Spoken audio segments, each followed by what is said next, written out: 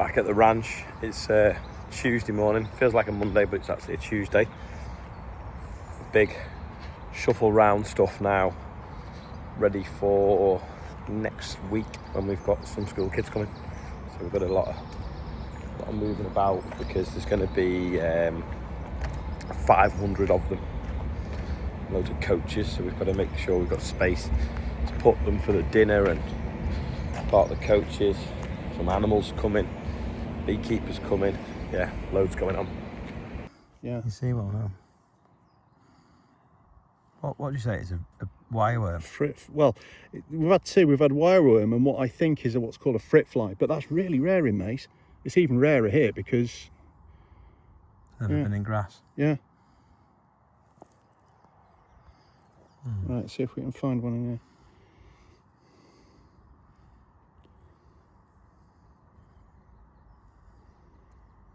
Yeah.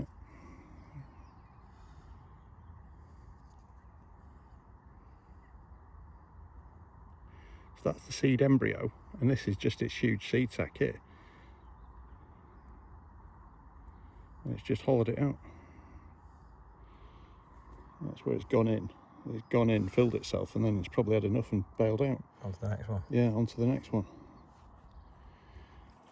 I'm at the level crossing, and as you would have seen in the press, the results came out from the inquiry for the tractor that got hit in Herefordshire last year or a year before. The tractor driver was given permission to cross by the signalman because he said that the lines were clear. That's happened to us a few times, and Network Rail have tried to sort of bury it, the near miss, shall we say. But if you look, I'm stood at the crossing now. If I flip the camera, I can't see more than about 50 metres down that track because of the undergrowth before my bonnet would have hit the train. So if I'm sat back here, not very far at all. It's all right on foot because you can see a little bit further. On a tractor, you haven't got a chance. That's why we have to rely on the signalman doing the job right. And obviously, humans make mistakes. But this needs improving. And all them trees need cutting before harvest. It's not so bad with the sprayer because you sat at the front, but these trains are doing 90 mile an hour. In other news, the beans look okay. Lots of grass weeds are sprayed out of them. I missed the first one coming off, but the second Merlot is back in the yard now. Looks like Adam's here as well on his 936. He's brought some logs. I'm not sure if they're going to take the Merlot we borrowed back as well on their way, because Ashbrook's yard is very close to Pugh's yard.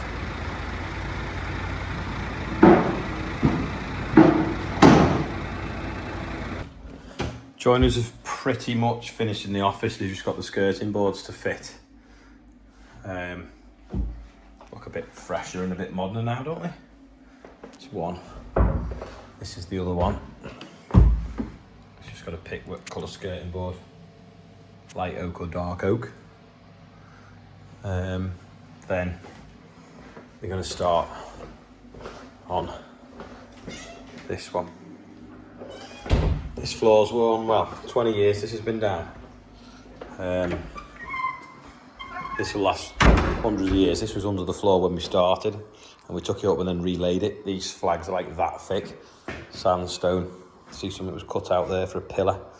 That used to be in there, but yeah, that wall was new. That used to be open, and then that was a gap into that building there, but that was obviously bricked up when this atrium was built. But yeah, 20 years ago we finished them. Our Merlot's obviously back. Big thanks to John Bounds for lending us this JCB. John's been using it in the store. This arrived while I was gone. Unfortunately, it was on the wrong brackets. So they sent it on Manitou brackets, not Merlot brackets. So we've just unbolted and put them on a pallet now and are swapping it round tomorrow rather than sending the whole thing back, because the whole thing had to fit on an oversized pallet. But it's for moving machines around, so you've got this hook here and you kind of go up to the machine. If you want to tip it around and maybe change blades on it, or if you're doing like a flail mower, you can flip that over the top link, put that pin in, or if you're just moving something quick, you just hook it on and move it, and then you've got that jaw, so these pins take out, and then that folds up there and you flatten that down, and you've got a pin that stows here, and you put that in it, and you can move trailers around with the front of the Merlot or cattle boxes, whatever you want. If you wanted to just pick them up quick, I reckon if you leave that ball bolted in, you can just put them on the ball, move them round, and then drop them off. But if you've got a 3-point linkage machine that you want to stack up on some racking or put in the back of the shed nice and tight where you can't get a tractor to, or it's just in the way, you can move it. I mean, the drain is one of them machines that you can pick up from the side with pallet forks, but you can't from the front, and it's a bit of a faff to put on the tractor, whereas now you can move it with this. But have you seen that? 8 ton.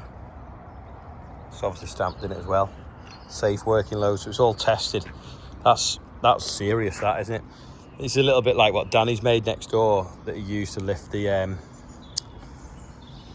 what was it called? I forgot the name of it. The Samash rake the other day for us, so we could load it sideways on the wagon. But yeah, it came on these brackets over here by mistake. He did actually text me before he sent it saying, "What brackets is it? Is it Matt Bro?" I said, "No, it's Merlot." And then turned up on a Manitou one. But anyway, we'll take that back and swap it round, and we can have a play with it. But yeah, it weighs a ton. It, like, you can't pick it up. There doesn't look much in it, but it must be thick steel. I think it said, John reckoned he'd weighed it. I think it's 280 kilos. Is it? 290 kilos. And that bracket weighs 80 kilos that they've took off it. So it's a fair chunk of metal, even though it just looks like 3 bits of box section, 2 bits of plate. It's got these rubber pads as well that go up against the machine when you lift it so it doesn't scratch the paint. Massive thanks to Danny next door that did a bit of surgery on this bucket while we were all at the show. It cracked here. This is not the one that Morgan was messing with. This is one that needs a bit of a refurb. So Danny welded up for John on Friday or Saturday maybe. This bucket was new the other year. It's brilliant, but it's not very good for chip because it's so strong with having these support bars in. The chip, because it's like bitty and sticky, it doesn't flow in very easy because of them bars. It's fine on the grains and stuff, but it's just not ideal for chip. But with having these greedy boards on these sides, you can get a lot of wheat in it.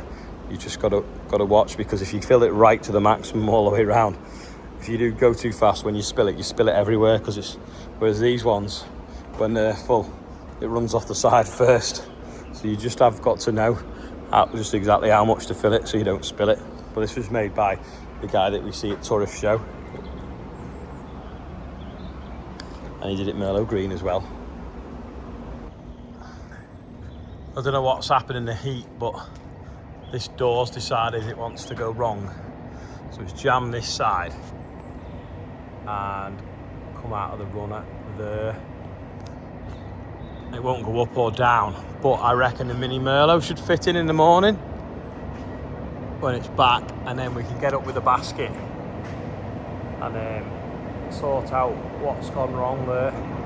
Because you can't really do it with a ladder because you can't swing on it and pry it back to shape. But yeah, slightly annoying. You can see it's sort of wrinkled up there as well. Oh.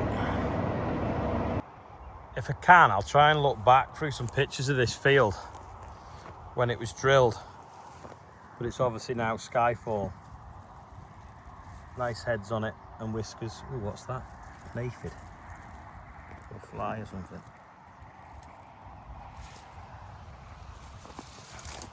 Yeah, this was sown into an SFI that was in full flower and full seed. Just sat there dormant underneath. Spring kicked off and then off it went. And it looks great now. Might be a little bit of a grass weed problem there, maybe, is it? Or is it just not quite tall enough at the minute? I'm not sure, but yeah, it looks pretty good to me, considering when it was drilled. At a close glance, this looks like a field of cover crop with some OSR volunteers growing in it. But if you look closely, it's got a really nice crop of wheat growing underneath it. So nothing grows OSR like the wind or the combine. So these volunteers want knocking out and will be left just then with these rows of wheat. It's hard to pick up on the camera, but they are there, looking great. So all the cover crop now started to fall down. Birds have totally eaten it, maybe. Bit of something left in that one. But in a few weeks this will look totally different. We'll take these volunteer OSR out with a herbicide, left with a crop of wheat. This stuff will all sort of fall over and be gone. I mean, you could nearly roll it, to be perfectly honest. But I don't know whether we'll need to. But yeah, remember this field, because I'll show you, and if you look at that where a fox walks or a hare, I'll show you this in a few weeks' time, and it should look totally different again. Like you can see there, where the cover crop's not been as thick.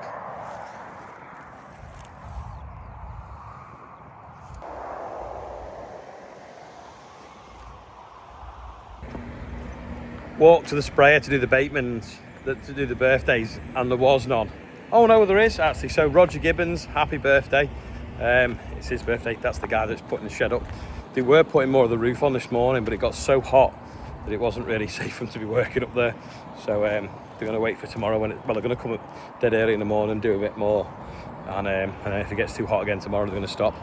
But yeah, you don't want to be in the roof in this, do you? But that's it for today anyway. Thanks for watching, and I'll see you later. Bye for now. Actually, I'll leave you with the BBC Northwest News that's just gone out that I filmed last week. Here it is. Now, the region's arable farmers say that rising costs caused by the war in Iran are putting them under pressure. A third of the world's fertiliser chemicals are shipped through the Strait of Hormuz, and rising oil prices and the increasing costs of fuel and production. Here's our environment correspondent, Judy Hobson. These cauliflowers were planted before the conflict in the Middle East. For this crop to continue growing, it needs fertiliser. But since the war in Iran, farmers say the rise in fertiliser costs is eye-watering. Our fertiliser costs have gone up 26%. So obviously it's a cost that we can't stop because we have to get a harvestable crop. Fears over supplies have forced many growers to buy fertiliser early. Most had little choice. No fertiliser, no crop. And the cost of diesel for tractors has also risen. It is pretty much killing us at the minute. I mean, we've got diesel that's gone up for us around 60%, 64%. So that's another one. So obviously cash flow is very, very tight.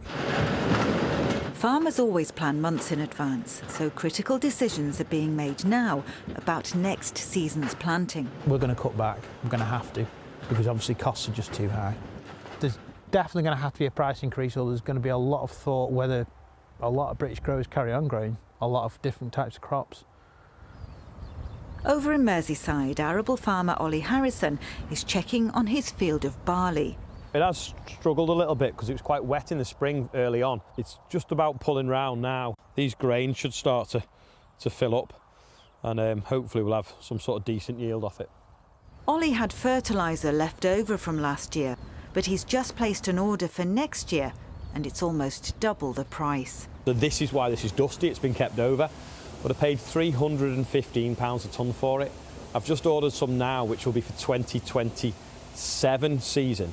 And that's cost me £615 a tonne, so £300 more a tonne. And when you think we probably use around 150 tonnes a year, it's massive increase in costs. Is that sustainable? At the current wheat price, no. But Brazil have got some dry weather, so their corn's not growing. America and Australia couldn't get fertiliser or fuel, so the plantings are down. So the wheat market, we're fingers crossed, is going to rise. And that should mitigate some of the cost, but we still need a good season next year. You know, we've still got to hope that we don't get a drought next spring, otherwise we've completely lost out. Coupled with the price of fuel, you know, our fuel bill for last month was £20,000, which, you know, it had normally been about £9,000. The National Farmers Union says we could see a rise in food prices in the coming months, as the industry warns that the financial pressure on many farmers is unsustainable. Well, at the minute we don't feel very valued. I think the whole genre of farming, from cereals to everyone you speak to, livestock, everyone is feeling pretty downtrodden at the minute. You look at your accounts and you think, why are we bothering growing food? It's completely undervalued. You know, because if fertiliser carries on rising, which people think it will, they'd be profiting selling the fertiliser on rather than growing wheat. Crazy. The National Farmers Union says it welcomes targeted support for farmers, but says it should have happened sooner and more needs to be done to keep farm running costs under control. Judy Hobson, BBC North West Tonight.